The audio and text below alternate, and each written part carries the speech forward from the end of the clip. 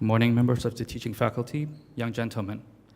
For those of you who are new to DBS, Thursdays are designated as teacher sharing days during the assembly. So hope you will pay attention to what the teachers have to share. As this is the first Thursday, I'll be sharing first. In addition to teachers and clergymen sharing, I hope that each class from grade 12 will send volunteers to share their thoughts with us, with the whole school. This morning, as I begin, I would like you to think about brands. In particular, I would like you to think about 3 brands in your mind. When we talk about brands and logos, things like that, I wonder what pops into your mind first. Would it be the swoosh that tells you to just do it? Or would it be the 3 stripes that dresses your favorite football teams? Or maybe it's the brand with a fruit as a logo that tells you that they can connect every part of your life seamlessly? Or whether you thought about the bank that shares the same name as our school.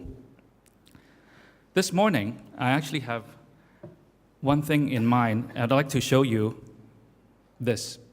I wonder if you recognize this. I wonder if you know the functions of it. At home, generally, someone would use this to fix a squeaky door, maybe smoothen leather, or sometimes even use this to remove Lego blocks. The brand, as you can see, as you can probably identify, simply has 2 letters and 2 numbers, WD-40. Usually, it's used to lubricate things at home. The 2 letters, WD, and the 2 numbers, 40, WD simply stands for water displacement, a very straightforward term. What it did, its original intention, was that 2 or 3 scientists came together, and they needed to come up with a formula to protect the space missiles from rust and corrosion. They just needed something, a coating, to protect these missiles. Later on, they came up with this formula, and they used it to protect vehicles after flooding, to reset the vehicles to protect them. Or they were used in the Vietnam War for the firearms to protect them from rain and water. That's water displacement, WD. What I wanted to emphasize this morning was 40. 40, the number 40. The scientist, Norm Larsen, needed 40 times to get the formula right, which means he failed the first 39 times. He reached the successful formula only at his 40th try, 40 times. In the Bible, 40 has special meaning. In the Old Testament, Noah and his family and the animals stayed in the ark for 40 days during the flood, 40 days and 40 nights. The Israelites wandered in the wilderness for 40 years. In the New Testament, Jesus fasted for 40 days before he faced temptation.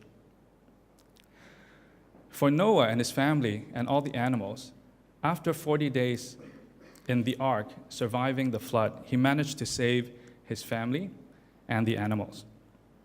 Jesus, after fasting for 40 days, he was prepared to face the temptation, and he did not succumb to them.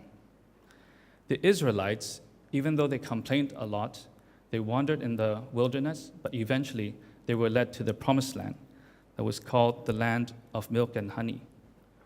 40 times, failing 39 times. In the Bible, I'm not sure if it's always exactly 40 days that Jesus fasted, or 40 years exactly that the Israelites wandered. But 40 stands for a pretty long time. And 39 times failing is a lot. When we think about the things that we try, how many times do we try before we give up? Think about this canister this morning and remind yourselves that you can fail for 39 times and you can still get it right the 40th time. I'd like to end with an amusing and somewhat witty quote by John Lennon. He says, "Everything will be okay in the end. If it's not okay, it's not the end. The struggles you're facing today will give you strength that you need for tomorrow. May God grant you the wisdom and the strength for this term so that you will start strong and finish strong. God bless you all. Thank you.